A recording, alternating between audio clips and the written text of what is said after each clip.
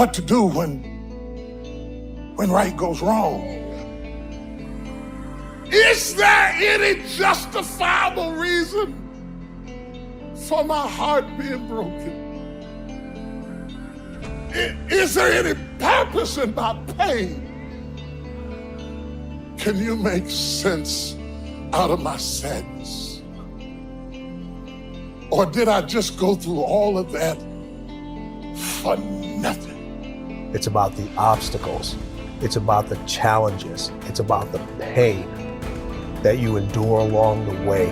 Stand on the platform, but when that happens, your mind has to immediately shift back, because now you felt and tasted something that you can only get through winning. Are you willing to do it again? If you're willing to suffer, and I mean suffer, your brain and your body, once connected together, can do anything. You have to do the process. The process is non-negotiable. It's just, you have to do it. It's about the grind. Do you have the courage to think? Because if you can think, you can change. You can move, you can evolve, you can grow, you can become. You are one idea away. Your credit is not a problem. Your car is not a problem. Your situation is not a problem. Your thoughts are the problem. As a man thinketh in his heart, so is he. Everything starts in the thoughts you think. You are no better than the thoughts you think. If you think little, you go little. If you think weak, you go weak. What I need you to do is I need you to find a reason to keep going. And if you can find a reason to keep going, I know you're strong enough. Every human has what it takes to get past whatever they're going through if they decide to. If you want to level up your character, then you need to get out here and do it. That's the game. Go look in the mirror right now. Humble yourself. Stop sitting there with an ego. Realize you ain't shit. You need to be around brave men. You need to be paying attention. Listen to the truth. I wasn't born this way. I absolutely not really made myself this way. And any single one of you men out here can do the same thing. If you're a man, you have duty, you have honor, you have things you should be doing regardless of how you feel. You should get up and do what needs to be done. And to me, those are the individuals that win in life. I'm asking you, will you stay mediocre for the rest of your life?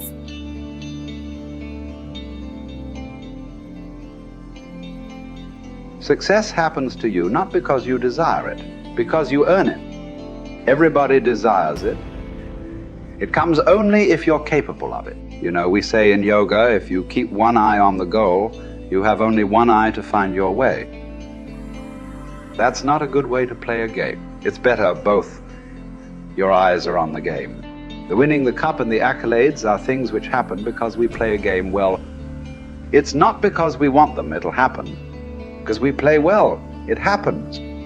So it's always best that we keep our eyes, our body, our mind, everything focused on just one thing. That is when a human being functions at his maximum efficiency. If everything is focused in one way, your body, your energy, your mind, everything is organized in just one direction. A person who's going in one direction will go somewhere. A person who's trying to go in 5 different directions will not go anywhere. For one who is seeing this life as a stepping stone for a larger possibility, for him, there is no failure. For one who is looking at the simple events of this life itself as the goal of life, for him, there is failure and success.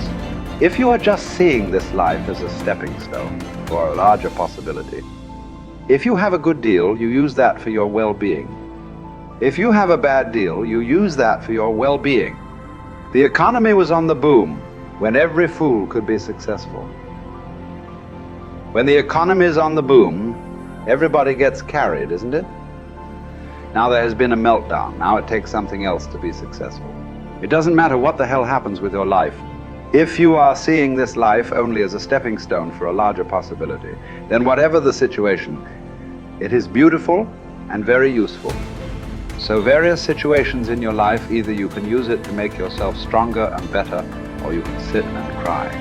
This is the choice you have. Everything. It doesn't matter what happens.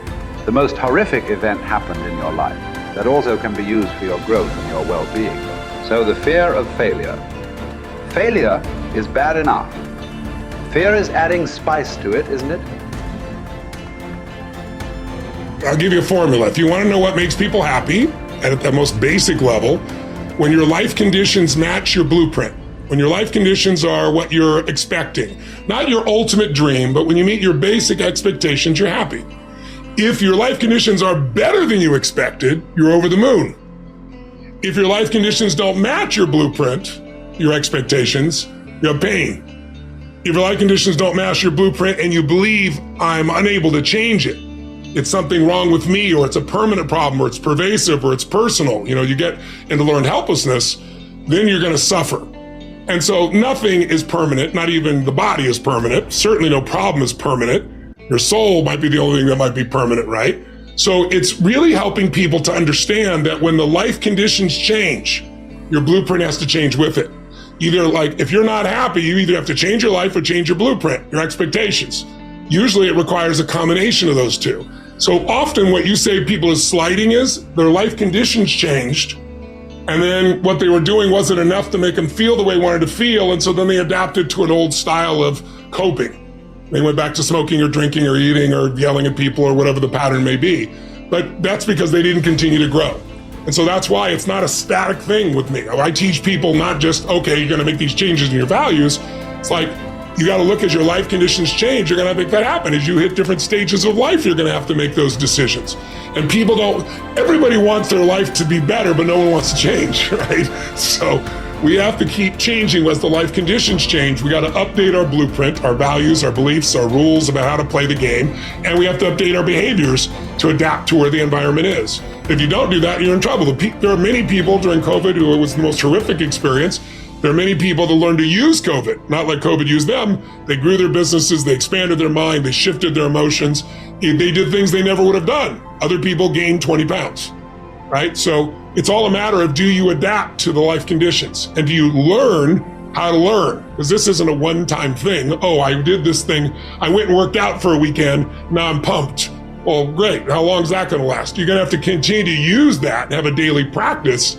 Otherwise, you, of course, go back. And that's the biggest missing thing. I teach people daily practices that can take what they've learned and make it ongoing in their life, as opposed to, wow, I had this great weekend. The big question is, are we letting ourselves become what we wish to become?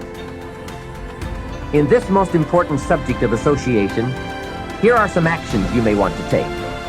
First, disassociation.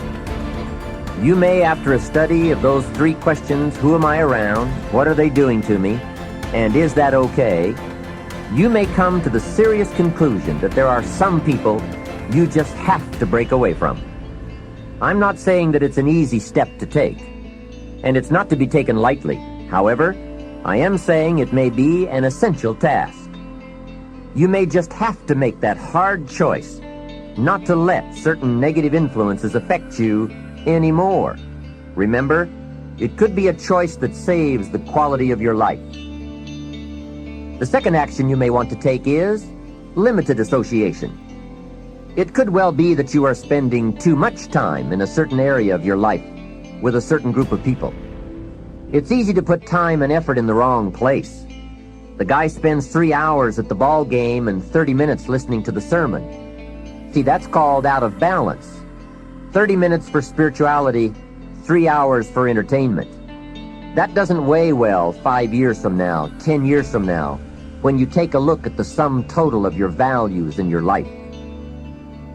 Here's one of the easy ways to end up with a mediocre average life: spending major time on minor things. Sophisticated people learn to weigh everything before they spend time or money. You've got to weigh before you pay. Whether you're going to spend heavy time or light time, you've just got to weigh. Otherwise, if you're not careful, you can get trapped into spending heavyweight time with lightweight people. Now, it's okay to have casual friends as long as you give them casual time, not serious time. Spend major time with major influence and minor time with minor influence. It's so easy to do just the opposite, but don't let it be said that you fell into that trap. So maybe all you need to do to change some of the influences in your life is not to eliminate them, but merely limit them. Say, I have a good time with these people, but I'm not going to spend days and days with them anymore.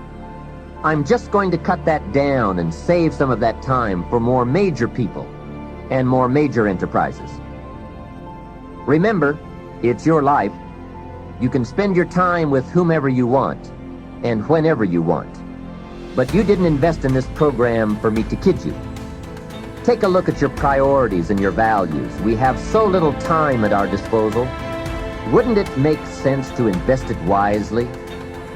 If you have only $100 in your pocket, it's okay to spend $20 for fun and put $80 toward your important values and commitments.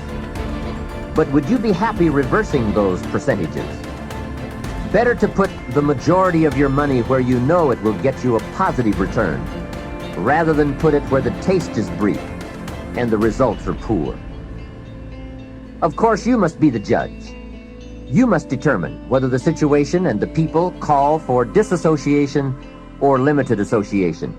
But remember, if it isn't taking you where you want to be 5 years from now, 10 years from now, now is the time to fix it.